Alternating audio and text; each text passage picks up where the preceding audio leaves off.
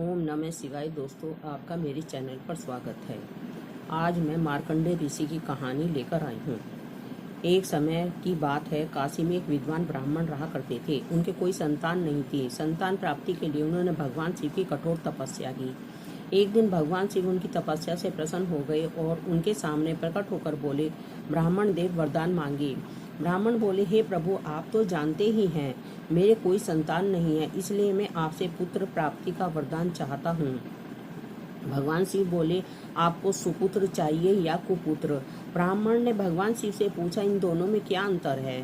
भगवान शिव बोले, सुपुत्र की आयु कम होगी परंतु उससे तुम्हें सुख प्राप्त होगा, लेकिन कुपुत्र की आयु लंबी होगी परंतु वह तुम्हें सारे जीवन दुख देता रहेगा।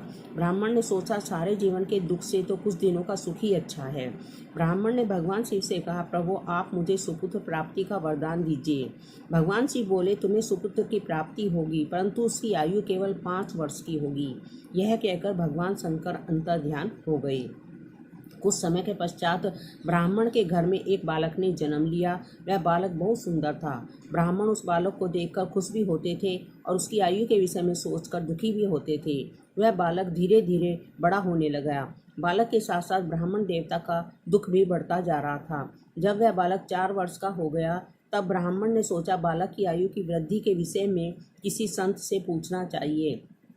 ब्राह्मण उस बालक को एक संत के पास लेकर गए। संत बोले, यदि इस बालक को किसी सिद्ध महात्मा का आशीर्वाद मिल जाए तो इसकी आयु बढ़ सकती है।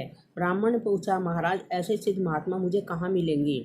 संत बोले, ऐसे ढूंढोगे तो तुम्हें सिद्ध महात्मा कहीं भी नहीं मिलेंगे, इसलिए तुम सभी संतों को सिद्ध मानना शुरू कर दो और इस बालक को सभी का आशीर्वाद दिलवाओ। संत का कहना मानकर वह ब्राह्मण देवता अपने बालक को गंगा घाट पर ले गए और वहीं पर एक कुटिया बनाकर बालक के साथ निवास करने लगे। गंगा घाट पर अनेकों महात्मा प्रतिदिन स्नान के लिए आते थे। ब्राह्मण ने अपने पुत्र से कहा कि तुम्हें यहाँ दिन भर में जितने भी महात्मा दिखाई पड़े उन्हें साष्टांग प्रणाम करके उनका आशीर्वाद लिया करो। वह बालक घाट पर आने वाले सभी महात्माओं को, स्त्री पुरुष सभी को साष्टांग प्रणाम करके आशीर्वाद लेने लगा। अब यह उस बालक का नित्य नियम बन गया। वह सारे दिन गंगा घाट पर आने वाले सभी लोगों को साष्टांग प्रणाम करके उनका आशीर्वाद लेता और सभी लोगों उसे हृदय से आशीर्वाद देते। इसी प्रकार उसका 5वां वर्ष लगभग पूरा होने को आ गया। जब बालक की उम्र में केवल 3 दिन शेष रह गए तो संयोगवश वहां पर सप्त ऋषि पधारे। बालक ने उन सभी को साष्टांग प्रणाम किया। सभी 7 ऋषि ने बालक को चिरंजीवी भव अर्थात चिरंजीवी होने का आशीर्वाद दिया। यह दृश्य देखकर उस बालक के पिता की आंखों में आंसू आ गए। वह उन ऋषियों से बोले, महाराज, आप सभी ने इस बालक को चिरंजीवी होने का आशीर्वाद दिया है परंतु इस बालक की आयु केवल 3 दिन और शेष है। सप्त ऋषियों ने पूछा, ब्राह्मण देवता, आपको कैसे मालूम कि इस बालक की आयु केवल 3 दिन ही शेष बची है? ब्राह्मण बोले, यह बालक किसी देवता के आशीर्वाद से उत्पन्न हुआ है। उन्होंने इसकी आयु 5 वर्ष बताई है जो अगले 3 दिन में पूरी हो जाएगी। ऋषियों ने पूछा, उन देवता का नाम बताइए। ब्राह्मण बोले, मैं आपको उनका नाम नहीं बता सकता। अब सारे सप्त ऋषि एक दूसरे का मुंह देखने लगे। उन्होंने सोचा कि अब तो हमारा आशीर्वाद निष्फल हो जाएगा। ऐसा बिल्कुल नहीं होना चाहिए। सभी सप्त ऋषियों ने आपस में निर्णय करके उस ब्राह्मण से कहा, यदि आप इस बालक का कल्याण चाहते हैं तो इसे हमें दे दें। ब्राह्मण देवता बोले, ठीक है महाराज, यदि किसी भी प्रकार से इस बालक की उम्र बढ़ सके तो आप इसे ले जाइए। ब्राह्मण ने अपने हृदय कठोर करके अपने बालक को सप्त ऋषियों के साथ भेज दिया। अगले दिन सप्तऋषि उस बालक को लेकर ब्रह्मा जी के यहाँ पहुँचे। पहले सप्तऋषियों ने ब्रह्मा जी को प्रणाम किया। ब्रह्मा जी बोले, चिरंजीवी भव, चिरंजीवी भव। इसके बाद उस बालक ने ब्रह्मा जी को प्रणाम किया। ब्रह्मा जी ने उस बालक को भी चिरंजीवी भव का आशीर्वाद दिया। ब्रह्म वचन सुनकर सभी सप्तऋषि मुस्कुरा दिए। सभी ने सोचा, अब अपनी बला टली, क्योंकि अब तो ब्रह्मा जी ने भी उस बालक को चिरंजीवी होने का आशीर्वाद दे दिया। यदि अब उस बालक को कुछ भी होता है तो ब्रह्मा जी का आशीर्वाद झूठा हो जाएगा। ब्रह्मा जी ने सप्तऋषियों से मुस्कुराने का कारण पूछा। सप्तऋषि बोले, प्रभु, जिस बालक को आपने चिरंजीवी होने का आशीर्वाद दिया है उस बालक के पास केवल 2 दिन की आयु शेष बची है। अब तो ब्रह्मा जी का भी माथा ठनका। ब्रह्मा जी बोले, तो आप लोग इस बालक को यहाँ मेरे पास क्यों लेकर आए? सप्तऋषि बोले, प्रभु, हम भी फल कल इसे इसी प्रकार चिरंजीवी होने का आशीर्वाद देकर फंस गए थे। हमें अपना आशीर्वाद सत्य करने का कोई उपाय नहीं सूझ रहा था, इसलिए हमने इस बालक को आपका आशीर्वाद दिलवा दिया। अब आप जाने और आपका आशीर्वाद जाने। हम तो अपने आशीर्वाद से मुक्त हो गए। ब्रह्मा जी ने कुछ देर विचार किया। उन्होंने सोचा, अब तो इस बालक का भाग्य केवल भगवान शंकर ही बदल सकते हैं। ब्रह्मा जी ने सप्त ऋषियों से कहा, आप इस बालक को यही मेरे पास छोड़ जाइए। अगले दिन ब्रह्मा जी इस बालक को भगवान शंकर के पास ले गए। ब्रह्मा जी ने भगवान शंकर को प्रणाम किया और भगवान शंकर ने उसे आशीर्वाद दिया। इसके बाद उस बालक ने भगवान शंकर को साष्टांग प्रणाम किया। यह देखकर भगवान शंकर प्रसन्न हो गए। उन्होंने उस बालक को चिरंजीवी होने का आशीर्वाद दे दिया। यह सुनकर ब्रह्मा जी प्रसन्न हो गए, क्योंकि अब ब्रह्मा जी का भार भगवान भोले शंकर ने ले लिया था।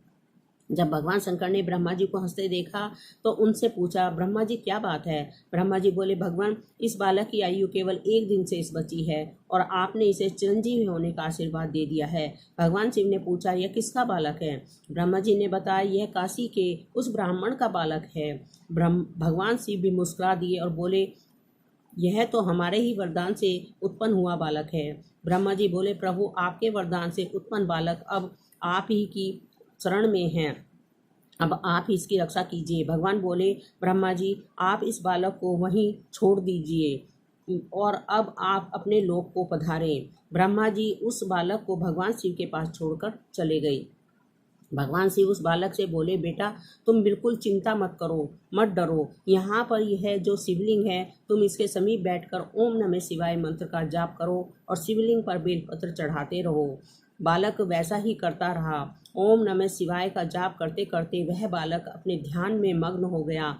जैसे ही उस बालक की आयु पूरे होने का समय हुआ, यमराज उस बालक के पास प्रकट हो गए। उन्होंने उस बालक को अपने पास में जकड़ लिया। उसने उस बालक का ध्यान भंग हो गया और वह घबराकर उस शिवलिंग से लिपट गया और जोर जोर से ओम नमः शिवाय मंत्र का जाप करने लगा। यह सब देखकर भगवान शिव उस शिवलिंग से प्रकट हो गए और त्रिशूल लेकर यमराज पर झपटे। यमराज घबराकर हाथ जोड़कर खड़े हो गए और बोले, प्रभु, यह आप क्या कर रहे हो? मैं तो आप ही की आज्ञा का पालन कर रहा हूँ। आप ही ने तो इस बालक की आयु 5 वर्ष निर्धारित की है और अब 5 वर्ष पूर्ण होने के बाद मैं इसके प्राण लेने आया हूँ।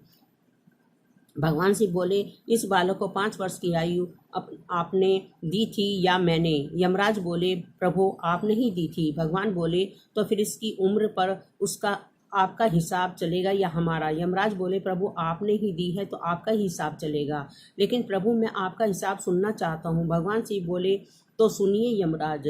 4,32,000 वर्ष कलयुग की अवधि होती है। 8,64,000 वर्ष द्वापर युग की अवधि होती है। 12,96,000 वर्ष त्रेता युग की अवधि होती है। 17,28,000 वर्ष सतयुग की अवधि होती है। इन सभी 4 युगों को छोड़कर एक चतुर्युग होता है।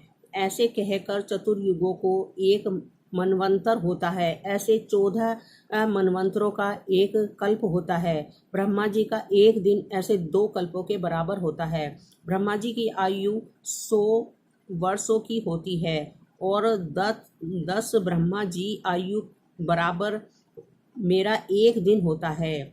तब ऐसे तीनों वाले 17 महीनों हो गए। ऐसे दिनों वाले 12 महीनों का 1 वर्ष और ऐसे 5 वर्ष की आयु में इस बालक को प्रदान करता हूँ।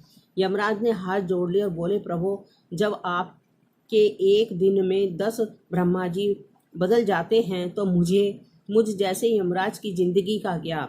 यह बालक तो अमर होगा। यह कहकर यमराज वहां से अंतर्ध्यान हो गए।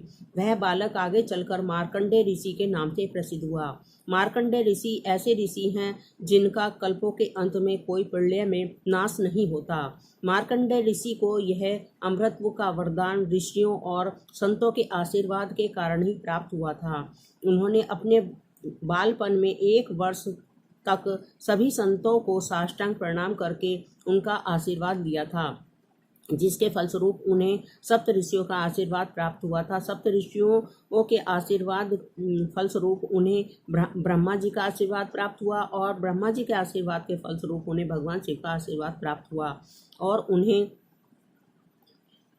अमृतत्व का वरदान मिला। इसलिए शास्त्रों में संतों के आशीर्वाद की बहुत बड़ी महिमा बताई गई है। दोस्तों, आपको मेरी कहानी कैसी लगी, अच्छी लगी हो तो लाइक, शेयर और सब्सक्राइब अवश्य करें और कमेंट में ओम नमः शिवाय अवश्य लिखें।